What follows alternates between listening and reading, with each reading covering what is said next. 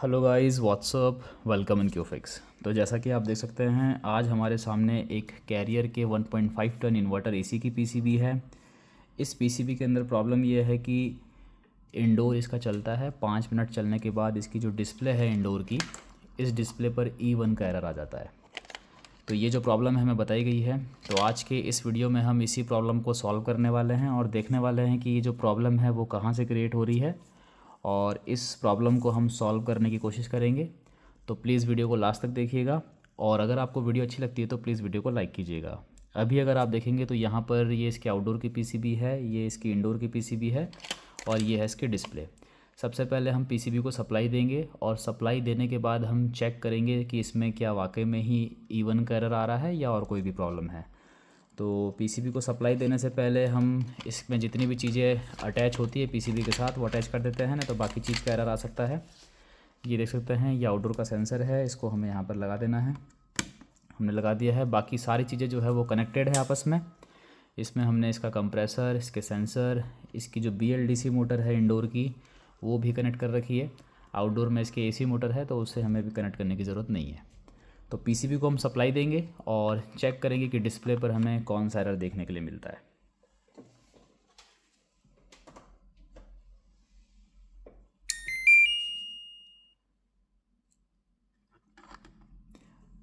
अब वेट करते हैं इसमें एरर आने का।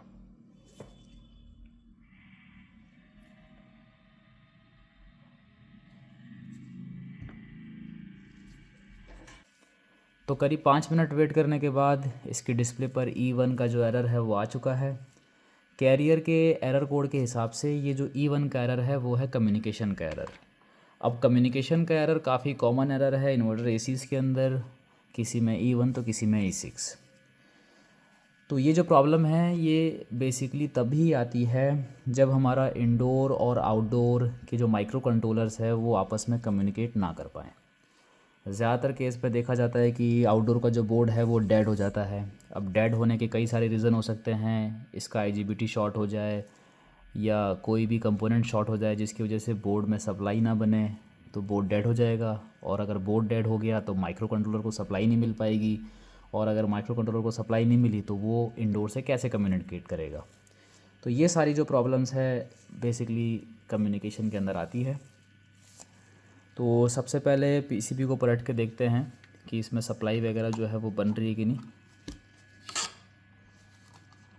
देख सकते हैं LED तो यहाँ पर ग्लो कर रही है। मल्टीमीटर लेते हैं, पहले इसे ऑन करते हैं। बाय डिफ़ॉल्ट हमारा मल्टीमीटर जो है वो DC पर सेट रहता है।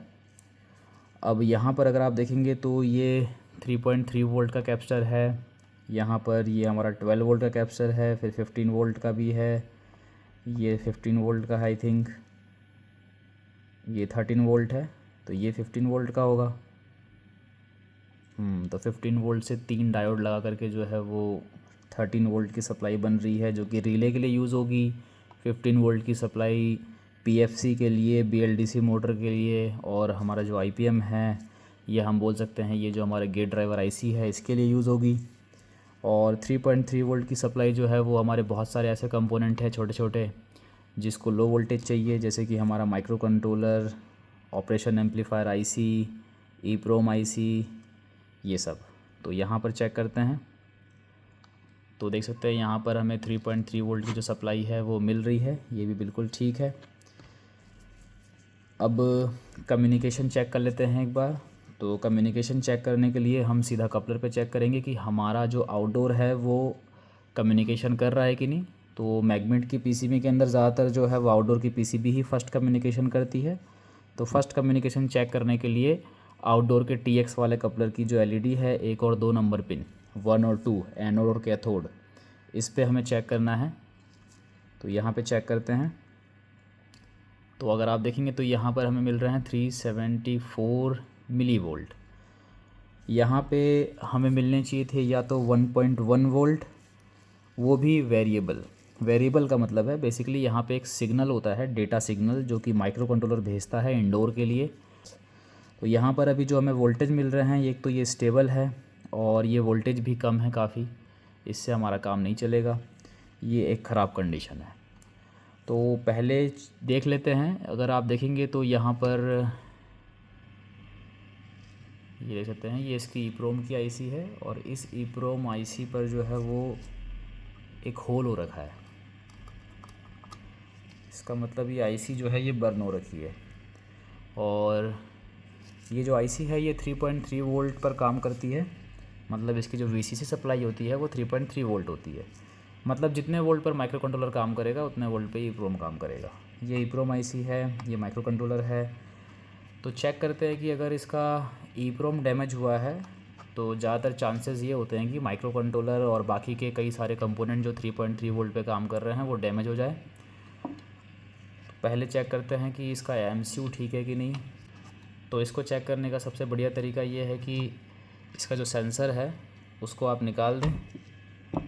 सेंसर निकालने से ये जो रेड वाली एलईडी है हमारी स्टेटस एलईडी, ये ब्लिंक करनी चाहिए, क्योंकि यहाँ पर हमने तीनों ही सेंसर जो है वो निकाल दिए हैं। अब किसी भी एक सेंसर का एरर तो इसको देना चाहिए। तो वेट करते हैं क्या ये एरर दे रही है कि नहीं।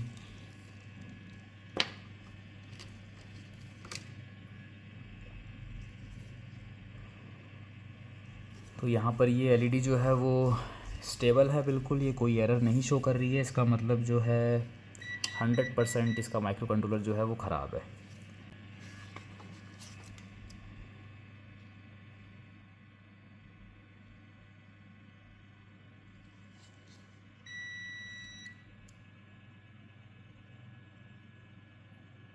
तो ये देख सकते हैं, ये है इसकी रेगुलेटर आईसी।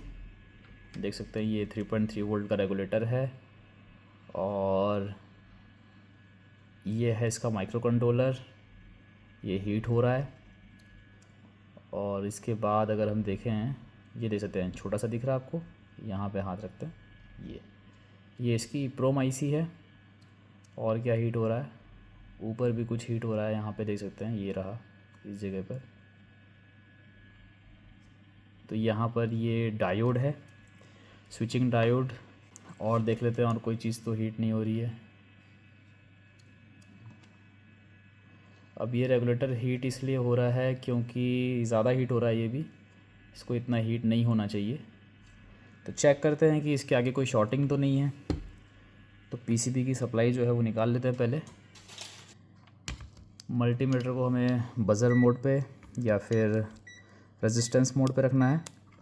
तो रेजिस्टेंस मोड पर सेट कर लिया मैंने इसको। और जहाँ पे हम 3.3 वोल्ट की सप्लाई चेक कर रहे थे वहीं चेक करेंगे, लेकिन पहले हम वेट करेंगे कैप्चर के डिस्चार्ज होने का। तो अभी कैप्चर जो है वो इसका डिस्चार्ज हो चुका है। एक बार चेक करने से पहले हम इनके दोनों प्लस माइनस को जो है वापस में टच कर लेते हैं, ताकि अगर ये कैप्चर थोड़ा मोड़ा चार्ज हो तो वो भी डिस्चार्ज हो जाए। अब चेक करते हैं यहाँ पर। तो देख सकते हैं यहाँ पर 98 ओम की जो है वो रेजिस्टेंस हमें शो हो रही है। प्रॉप को उल्टा करके चेक करेंगे, देख सकते हैं 98 ओम। तो ये सेम जो है वो हमें रीडिंग देखने के लिए मिल रही है हमारे इस कैप्चर पे, जो कि बिल्कुल ठीक नहीं है, ऐसा नहीं होना चाहिए था। अब जितनी भी चीज़ें हमें थर्मल कैमरे में डिटेक्ट हो रही थी कि वो हीट हो रही है, उसको हम चेंज करेंगे। एक तो हमारा अब 3.3 वोल्ट तो यहाँ पे ठीक बन रहे हैं, इसका मतलब रेगुलेटर तो हमारा ठीक है, क्योंकि ये 3.3 वोल्ट बनाएगा। इसको इनपुट में मिलते हैं करीब 6 वोल्ट के आसपास, ये 3.3 वोल्ट बनाता है। तो ये 3.3 वोल्ट बना रहा है और ये हीट इसीलिए हो रहा है क्योंकि आगे जो है वो 100 ओम की हमें रेजिस्टेंस मिल रही है। ले देके यहाँ पर शॉर्टिंग है। इसे हम फुल शॉर्ट नहीं बोल सकते, ये हमारा हाफ शॉर्ट के अंदर आता है, क्योंकि फुल शॉर्ट होने का मतलब है कि जो हमारा मल्टीमीटर है वो 0 ओम की रेजिस्टेंस शो कर दे। लेकिन यहाँ पर अभी जो हमें रेजिस्टेंस मिल रही है वो हमें मिल रही है 98 ओम। तो अब हम इस ईप्रोम, माइक्रो कंट्रोलर और ये डायोड जो हमारे हीट हो रहे थे, इन तीनों को बाहर निकालेंगे और उसके बाद चेक करते हैं कि हमें जो रेजिस्टेंस है वो कितनी मिलती है।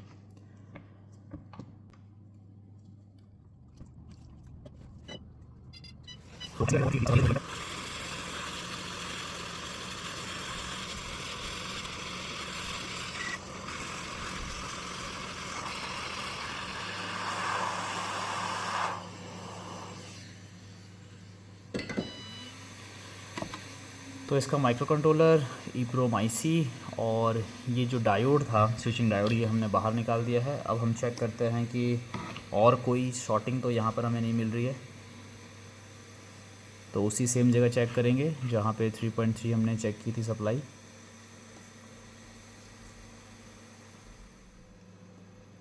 तो पहले जहाँ पर हमें 98 ओम की रेजिस्टेंस मिल रही थी, अब वहाँ हमें 307 ओम मतलब 307 ओम की रेजिस्टेंस मिल रही है। इसका मतलब ये तीनों कंपोनेंट तो हमारे ख़राब ही थे। अब उल्टी पोलैरिटी में चेक कर लेते हैं, तो अपोजिट डायरेक्शन में चेक करते हैं तो भी हमें अभी भी सेम रेजिस्टेंस मिल रही है। इसका मतलब अभी भी कुछ ना कुछ जो है इसके अंदर ख़राब है।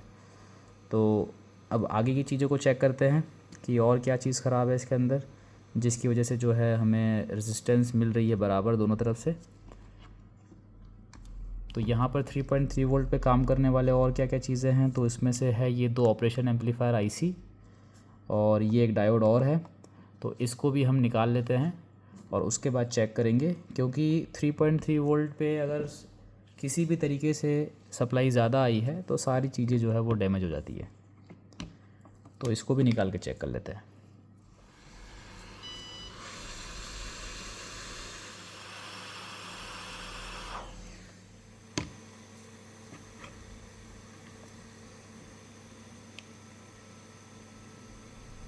तो देख सकते हैं पहले यहाँ पे हमें मिल रही थी 308 के आसपास और अब जो हमें मिल रही है वो 450 के आसपास मिल रही है।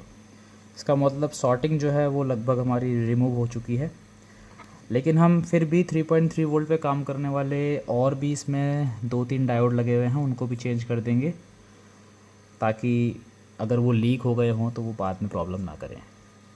तो अभी इसके अंदर हमें क्या क्या लगाना पड़ेगा, इसके अंदर हमें लगाना पड़ेगा दोनों operation amplifier IC, micro controller, EPROM IC और बाकी जितने भी डायोड है छोटे छोटे ये सारे।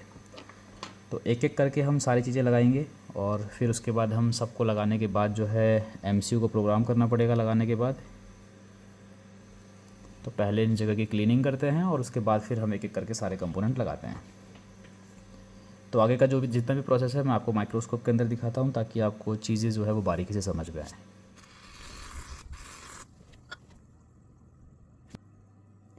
ये हमने यहाँ पर लैकर रिमूवर जो है वो यूज़ किया है। इससे जो यहाँ पर इसके ऊपर लैकर लगा हुआ था वो हट जाएगा, जिससे कि पीसीबी थोड़ी क्लीन हो जाएगी और हमें कंपोनेंट्स लगाने में दिक्कत नहीं होगी। सारा काम हो जाने के बाद हमें इस लैकर को वापस से इसके ऊपर अप्लाई करना पड़ेगा ताकि ये जो पीसीबी है इसको मॉइस्चर से कोई ख़तरा ना हो।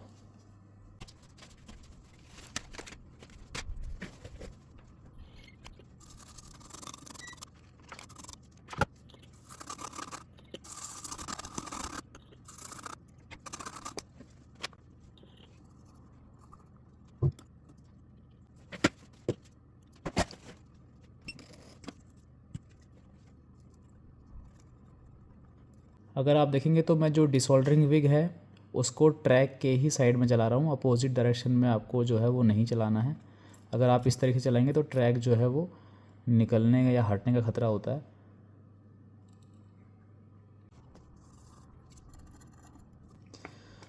अब हमें चाहिए एक नया माइक्रो कंट्रोलर।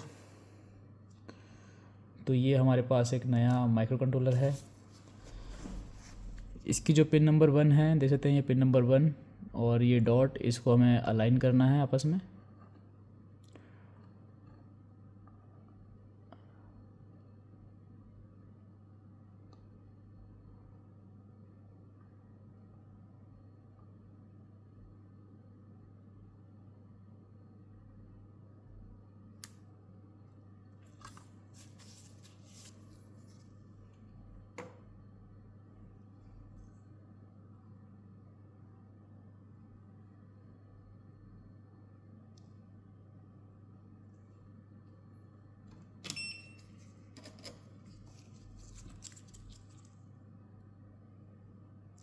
अब हमें इसकी जो किनारे किनारे की एक एक पिन है उसको सोल्ड कर देना है ताकि माइक्रो कंट्रोलर जो वो हिले नहीं।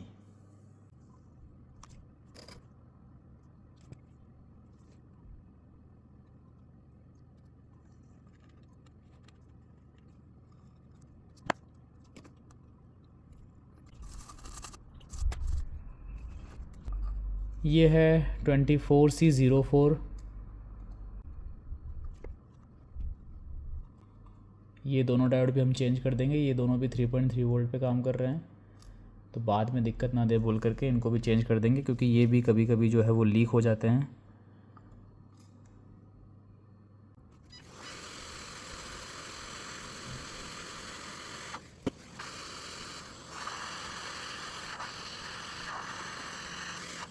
यहाँ पर लगाएंगे हम सारे A7 डायोड।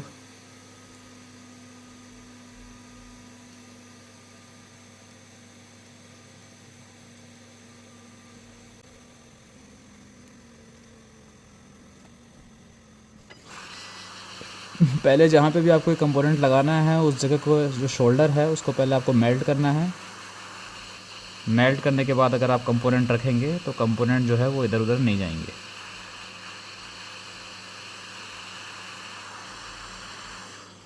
कुछ इस तरीके से।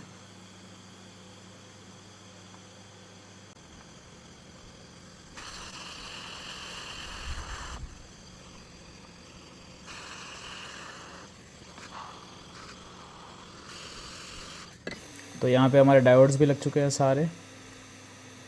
यहाँ पे 24C04 EEPROM हमने लगा दिया, माइक्रो कंट्रोल लगा दिया हमने 28023 PTT, और ये जितने भी डायोड थे सारे, ये सारे डायोड हमने लगा दिए। A7 डायोड हमने यहाँ पे लगाए हैं सारे। तो अब यहाँ पे लगाना है हमें rail to rail operation amplifier IC. तो अभी मुझे जो है वो आईसी मिली है, वो मिली है TLV 9062, SGM 722 की जगह लग जाती है ये है rail to rail operation amplifier IC. इसको हम यहाँ पे लगाएंगे। पिन नंबर 1 का ध्यान रखते हुए हमें लगाना है इसको।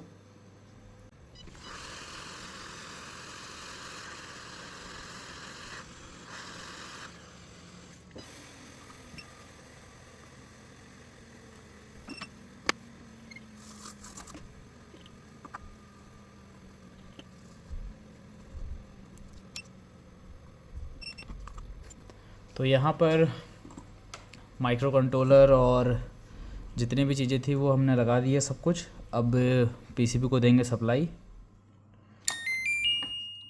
तो पीसीबी को हमने सप्लाई दे दी है। मल्टीमीटर से चेक करेंगे सबसे पहले 3.3 वोल्ट, ये बिल्कुल ठीक थे पहले, ये भी ठीक है। अभी यहाँ पर कोई भी लाइट नहीं आई है इसके अंदर, और वो इसलिए नहीं आई क्योंकि इसके अंदर जो है वो प्रोग्राम नहीं है। तो इसके अंदर अभी हम डालेंगे इसमें प्रोग्राम। तो हमें जो प्रोग्राम डालना है वो स्टिकर देख के डालना होता है। यहाँ पे इसके स्टिकर पे जो है वो लिखा होगा इसका पूरा मॉडल नंबर वगैरह, देख सकते हैं यहाँ लिखा हुआ है MITP50CM, अगर आपको दिख रहा हो तो MITP50CM 3S। ये 3 स्टार इन्वर्टर इसी की पीसीबी है। तो इसी का सॉफ्टवेयर डालना है हमें इसके अंदर। तो इसके MCU को प्रोग्राम करने के लिए मैं यहाँ पर यूज़ कर रहा हूँ ब्लैक बॉक्स V2 का। इससे हम इसके MCU को प्रोग्राम करेंगे। ये इसका टैबलेट है। इसके लिए हमें किसी भी टाइप की कोई कंप्यूटर या लैपटॉप की ज़रूरत नहीं पड़ती है। तो इसको हम ऑन कर लेते हैं पहले।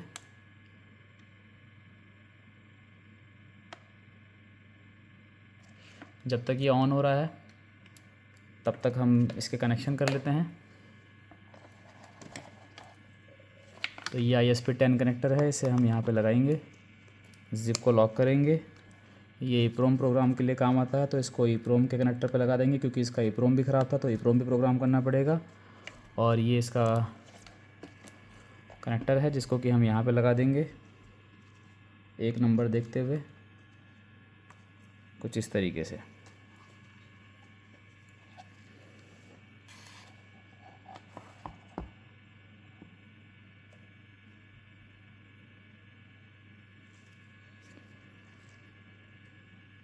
इसको कनेक्ट करने के लिए हमें चाहिए एक डेटा केबल। अभी देख सकते हैं प्रोग्रामर जो है वो डिस्कनेक्टेड है।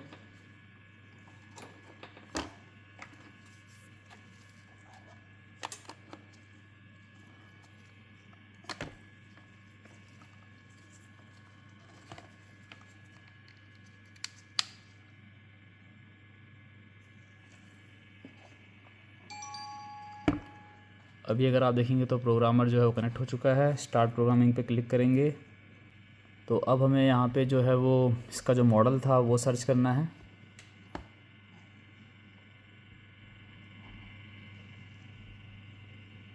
इसका मॉडल था MITP50CM और आगे था -3S। तो देख सकते हैं ये आ रहा है ऊपर। इसका हार्डवेयर वर्जन REV 1.3 है। तो AC मोटर में हमें प्रोग्राम करना है। तो यहाँ पे करेंगे इस पर क्लिक और स्टार्ट प्रोग्रामिंग पे क्लिक करेंगे।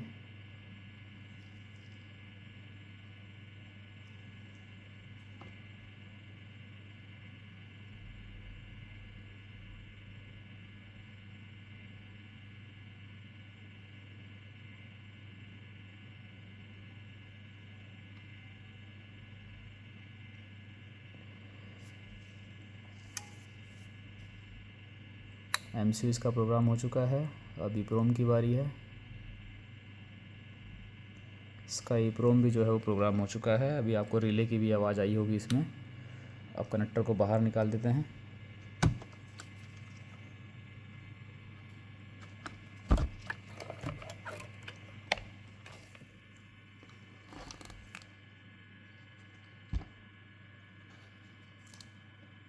देख सकते हैं LED अभी यहाँ ब्लिंक कर रही है इसकी, और ब्लिंक इसलिए कर रही है क्योंकि इसमें सेंसर नहीं लगे हुए हैं।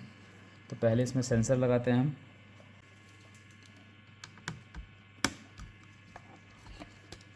तो सेंसर इसमें हमने लगा दिया है। अब PCB को एक बार ऑफ़ करते हैं।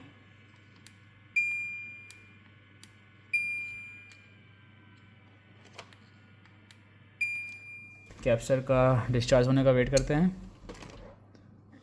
अब बारी है इस PCB को फिर से सप्लाई देने की। अभी हमने इस PCB के साथ कंप्रेसर वगैरह, सेंसर वगैरह और जितनी भी चीज़ें थी वो सब कनेक्ट की हुई है। ये इसकी डिस्प्ले है। इसको ऑन करते हैं। स्टैंड बाई से रिलीज़ करते हैं। देख सकते हैं यहाँ पे लाइट आ चुकी है हमारी।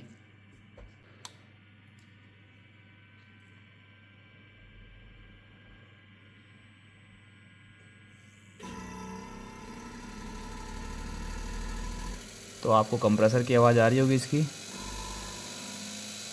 कंप्रेसर इसका उल्टा घूम रहा है।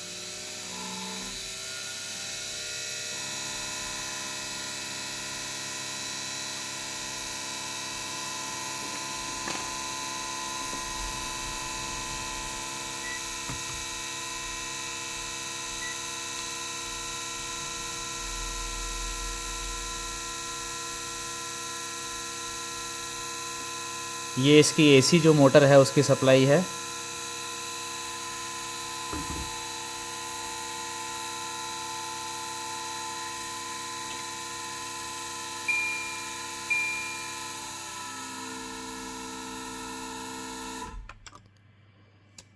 तो देखा आपने कि किस तरीके से इस PCB को हमने रिपेयर किया। इसमें जितनी भी चीज़ें ख़राब थी वो सब चीज़ें चेंज करने के बाद ये जो PCB है वो बिल्कुल ठीक हो चुकी है। तो आई होप आपको ये वीडियो अच्छी लगी होगी। अगर आपको वीडियो अच्छी लगी है तो इसको लाइक करते जाना। अगर आपने वीडियो लास्ट तक देखा है तो थैंक यू सो मच।